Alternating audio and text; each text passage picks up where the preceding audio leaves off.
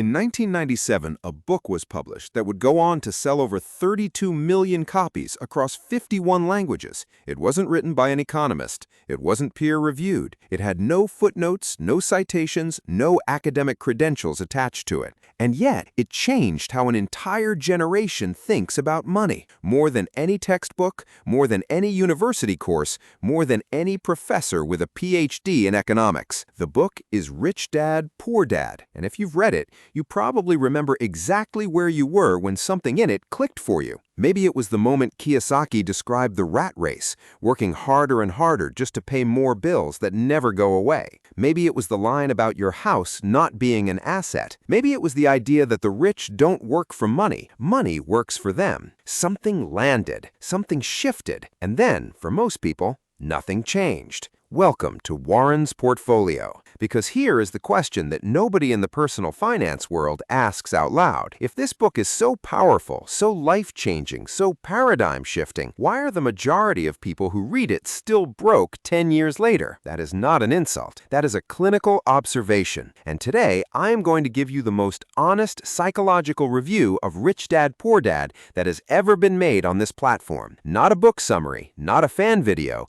and not a hit piece either. A psychological autopsy. I've spent 10 years watching what this book does to people. The ones it saved, the ones it confused, the ones it made rich, and the ones it made worse. And I'm going to tell you everything I found. Stay until the end, because the last thing I'm going to reveal is the one psychological concept Kiyosaki never named. The concept that explains why this book works for 3% of readers and fails the other 97%. And once you understand it, you'll finally know which category you're in. Let's start with what most review videos get wrong. They summarize the book. You don't need a summary. You need a dissection. Rich Dad, Poor Dad tells the story of two father figures in Robert Kiyosaki's life. His biological father, the poor dad, was highly educated, worked a government job, believed in job security, and struggled financially his entire life. His rich dad, his best friend's father, had no college degree, owned businesses and real estate, and died extremely wealthy. The book's central argument is built on a comparison between these two men and what they believed about money. Poor Dad said, "I can't afford it." Rich Dad said, "How can I afford it?" Poor Dad said,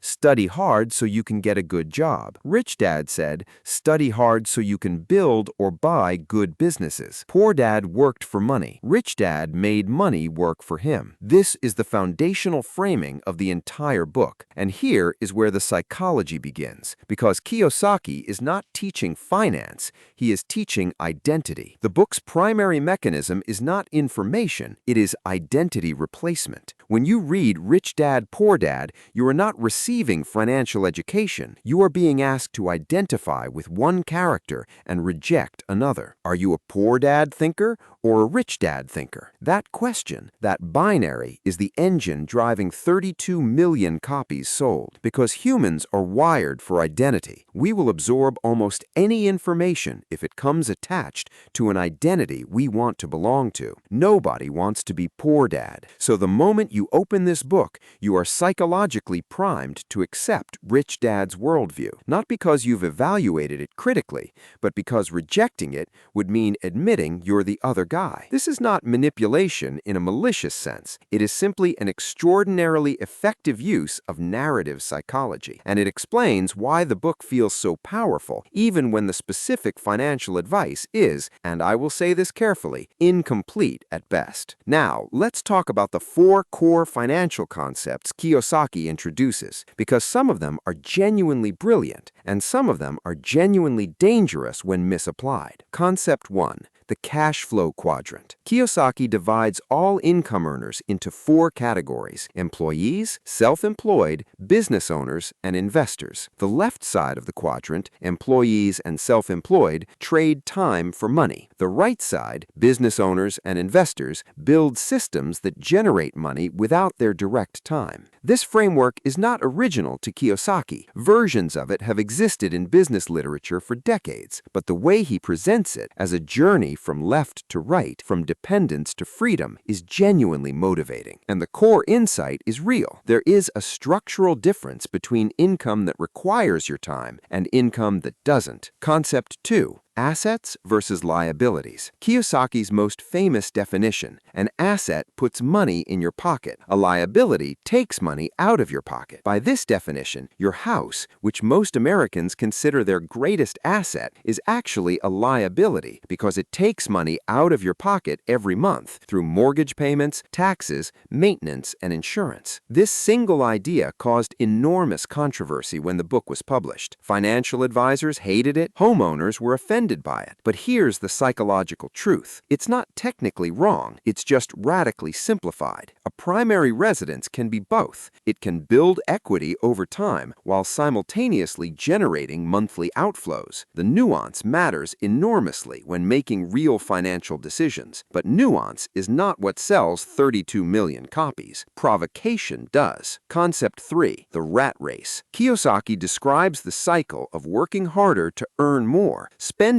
more to match your income, taking on more debt to service your lifestyle, and working even harder to service that debt. Round and round, faster and faster, going nowhere. This concept resonates so deeply because it describes the lived experience of the majority of working Americans. It doesn't require data. It requires only that someone finally name the thing you've been feeling for years. And when Kiyosaki names it and tells you there's a way out, the emotional release is enormous. That emotional release is not the same thing as a plan, but it feels like one. Concept 4. Financial education. The book's solution to the rat race is not a specific investment strategy. It is financial education. The idea that the school system fails you to teach you about money is precisely the knowledge that separates the wealthy from everyone else. This is the concept that has aged the best of all four. The argument that schools teach you how to be an employee, but not how to build wealth, is, in 2026, essentially undeniable. The American education system produces workers, not investors. It teaches reading, writing, and arithmetic, but not compound interest, tax strategy, or asset allocation. Kiyosaki was saying this in 1997. He was right then, he is right now. Now here is where we need to be honest, because the adoration this book receives has prevented a very necessary critical conversation. Rich Dad, Poor Dad has real problems, not surface-level problems, structural problems that have caused real financial harm to real people. Problem 1. The rich dad may not exist. In 2003, journalist Alan Deutschman challenged Kiyosaki to name his rich dad. Kiyosaki refused. He has since stated in interviews that Rich Dad may be a composite character, a combination of several people rather than one real person. The entire philosophical framework of the book, the comparison between two real father figures, may be partially or entirely fictional. This matters not because stories can't teach truth, but because Kiyosaki presents this as memoir, as lived experience, as proof that his system works. If the proof is fictional, the reader deserves to know that. Problem 2. The specific financial advice is dangerously vague. The book tells you to acquire assets. It does not tell you which assets to acquire, how to evaluate them, how to finance them, or what to do when they go wrong. It tells you to start a business. It does not tell you what kind of business, how to structure it, how to fund it, or how to handle the 90% failure rate of small businesses in the first 5 years. It tells you to invest in real estate, but the real estate strategies that worked in Kiyosaki's era, the 1980s and 1990s, operate in a completely different regulatory, tax, and market environment than 2026. Telling someone to invest in real estate without giving them the tools to evaluate a deal is like telling someone to get healthy without giving them a nutrition plan or exercise program. The inspiration is real. The instruction is absent. Problem 3. It glorifies risk without teaching risk management. Rich Dad, Poor Dad has a subtle but dangerous message baked into its narrative that caution is for poor dad thinkers and that boldness is a character trait of the wealthy. This framing has caused countless readers to take on leverage they couldn't manage, start businesses they weren't equipped to run, and make real estate investments they didn't understand,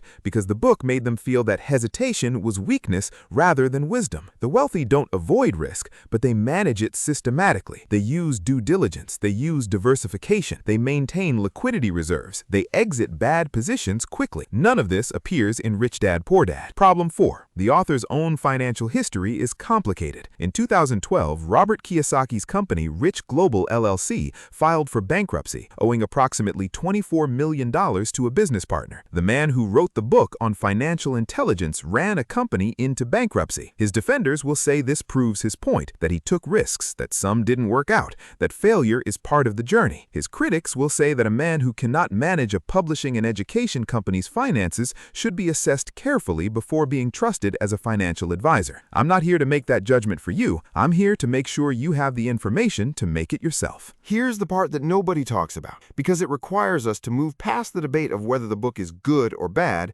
and into a much more interesting question. Why does this book transform some people's financial lives completely and do absolutely nothing for others? I have watched this phenomenon for 10 years, and I believe the answer comes down to one psychological concept that Kiyosaki never named: readiness. Not intelligence, not income level, not education, not even financial starting position. Readiness. Psychological readiness is the state in which a person is prepared at an identity level, not just an informational level, to receive, process, and act on a new framework. When Rich Dad, Poor Dad works, it works because the reader was already at a psychological inflection point, a moment in their life where their existing identity and belief system about money had already begun to crack. Maybe they just lost a job. Maybe they just watched their parents retire into poverty. Maybe they just received a paycheck that felt meaningless relative to what they'd given for it. The book didn't create the crack. It found the crack that already existed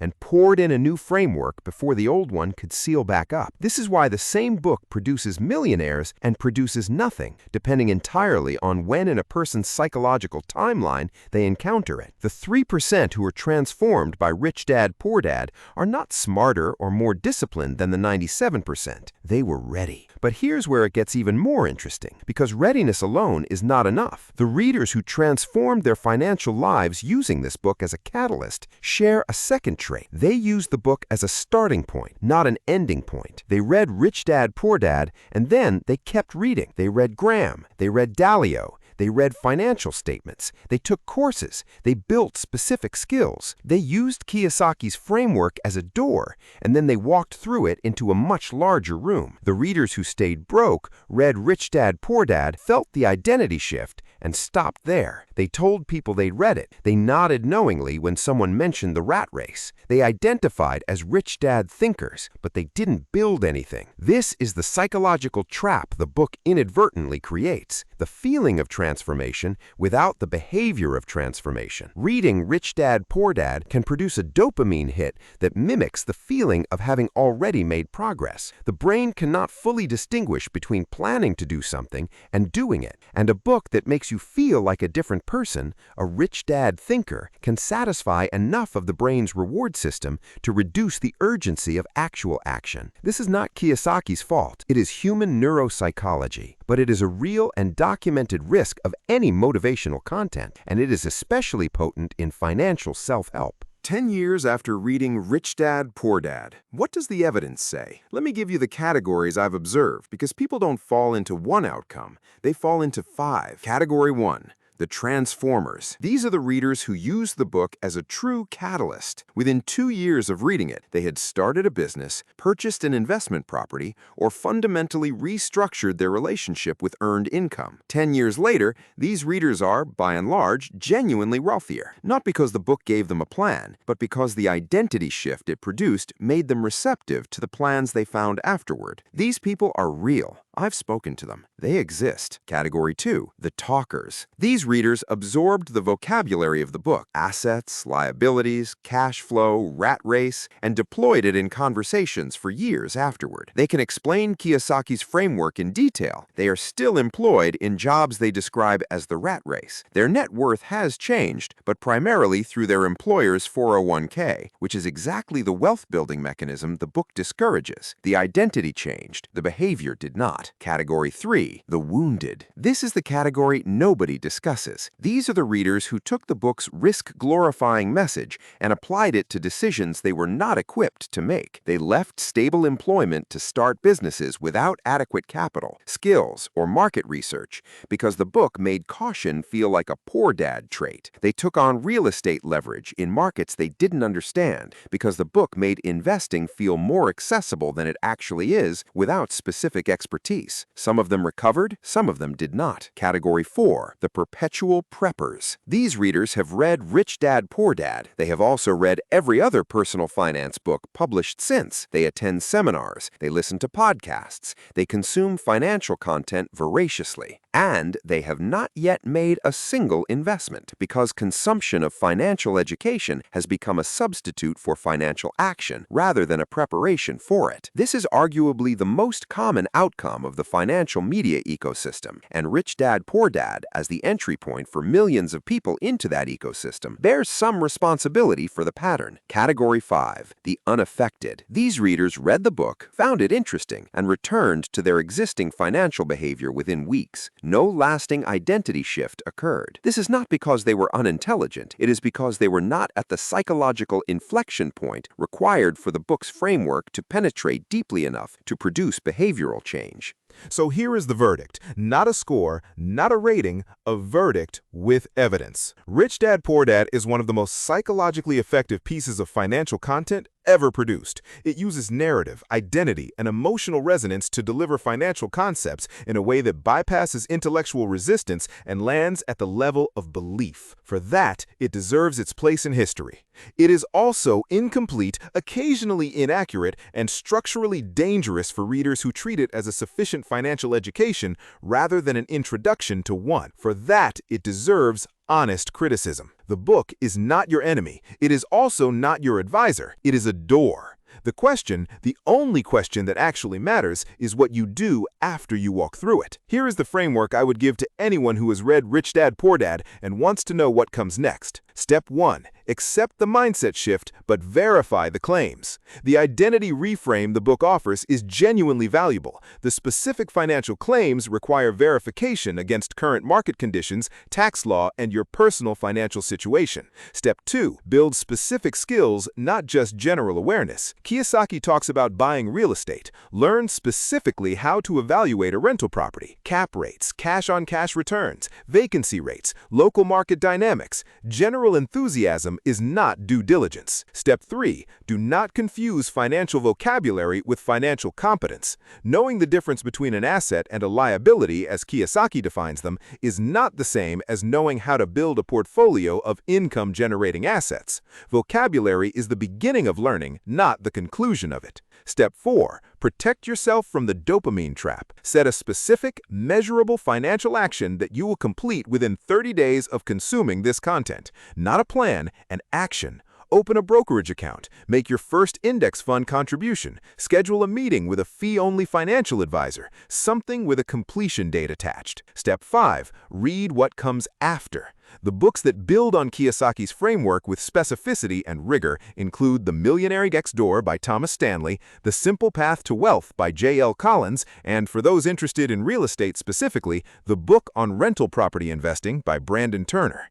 Here is the truth that 10 years of observation has made undeniable to me. Rich Dad, Poor Dad did not make people rich, but it created the psychological conditions in which people were able to make themselves rich if they did the work that came after.